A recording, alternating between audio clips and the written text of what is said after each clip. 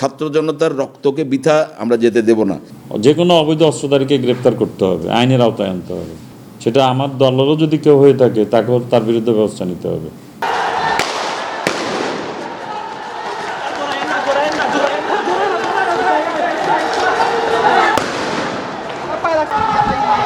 মাথায় helmet, navy blue গেঞ্জি পরা ফরহাদুল ইসলাম চৌধুরী রিন্টু নামে এই অস্ত্রধারী চট্টগ্রাম মহানগর আওয়ামী যুবলীগের সংগঠক বলে জানা গেছে। তথ্য বলছে, কোটা সংস্কারের দাবিতে আন্দোলনরত শিক্ষার্থীদের উপর শটগান দিয়ে গুলি চালান তিনি। বৈষম্য বিরোধী ছাত্র আন্দোলন চলাকালে 16 জুলাই থেকে 4 আগস্ট পর্যন্ত চট্টগ্রাম মহানগরীর বিভিন্ন স্থানে তৎকালীন ক্ষমতাসীন আওয়ামী লীগের নেতাকর্মী ও আন্দোলনকারীদের মধ্যে সহিংস সংঘর্ষের ঘটনা ঘটে।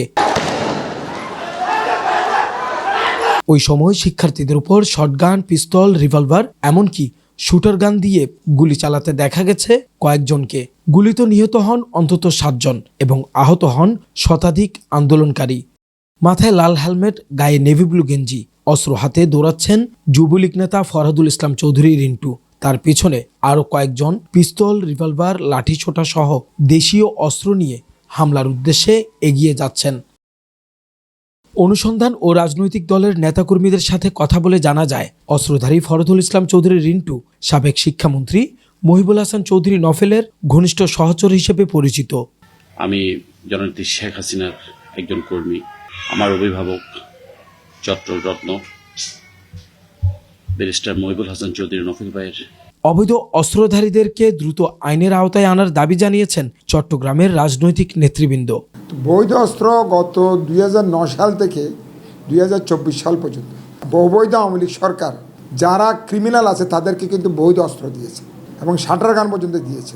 সুতরাং এখন এই বৈধ অস্ত্রগুলি তারা অবৈধভাবে ব্যবহার করছে। এবং এই যে আন্দোলনের সময় ওবায়দুল কাদের সাহেব বলল, যেখানে ওবায়দুল কাদের সাহেব একজন অবৈধ মন্ত্রী হওয়া সত্ত্বেও উনি পুলিশের কথা বলেন নাই, র্যাবের কথা বলেন নাই, বিডিআর কথা বলেন, উনি বলছে আমার ছাত্রলীগ যুবলীগে যথেষ্ট এই আন্দোলন দমানোর জন্য।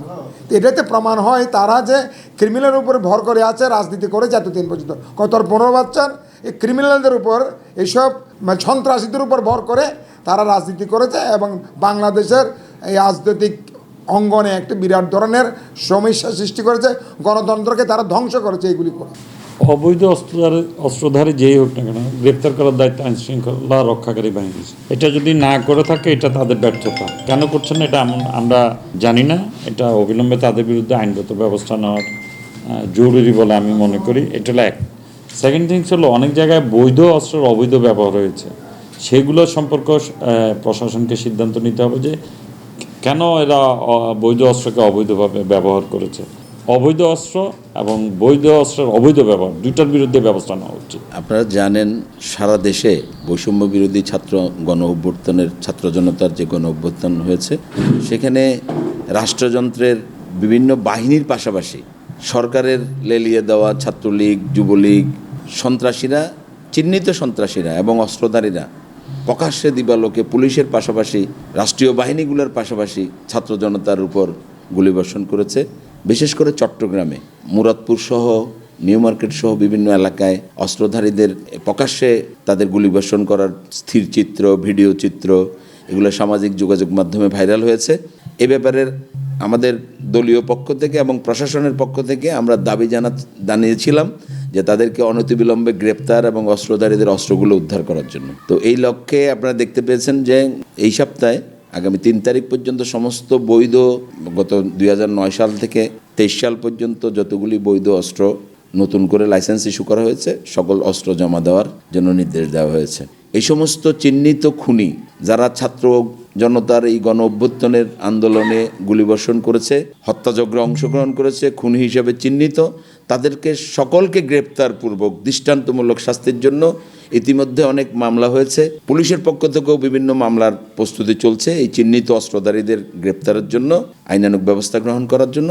আমরা দাবি জানাচ্ছি, কোনো অস্ত্রধারী, কোনো সন্ত্রাসী, কোনো খুনি যেন পার পেতে না পারে। খুনি হাসিনা সহ তার সকল খুনি বাহিনীকে পুলিশের মধ্যে এবং ছাত্রলীগ, যুবলীগের সন্ত্রাসীরা যারা অস্ত্র নিয়ে প্রকাশ্য দিবালোকে এই হত্যাযজ্ঞের সাথে জড়িত ছিল, তাদেরকে গ্রেপ্তার করে দৃষ্টান্তমূলক শাস্তি দাবির জন্য আমরা আন্দোলনের মধ্যে আছি। এটাও একটা আমাদের আন্দোলন। ইনশাআল্লাহ সকল খুনির বিচার না হওয়া পর্যন্ত ছাত্র জনতার রক্তকে বৃথা আমরা যেতে দেব না। আমাদের ভাইদের রক্তের শপথ, তাদের খুনিদের বিচারের জন্য আমরা রাজপথে আসি। ইনশাআল্লাহ তাদেরকে গ্রেপ্তার করে দৃষ্টান্তমূলক শাস্তি দিয়েই আমরা ঘরে ফিরব। সকল হত্যাকাণ্ডের আমরা বিচার চাই। এ বিষয়ে জানতে ফরহাদুল ইসলাম চৌধুরী রিন্টুর ব্যবহৃত মোবাইল ফোনে কল দিলে তা বন্ধ পাওয়া যায়। পুলিশের একাধিক সূত্র জানিয়েছেন, অস্ত্রধারীদের ধরতে অভিযান অব্যাহত রেখেছে চট্টগ্রাম মেট্রোপলিটন পুলিশ। অচিরেই ধরা পড়বে অস্ত্রধারী সন্ত্রাসীরা।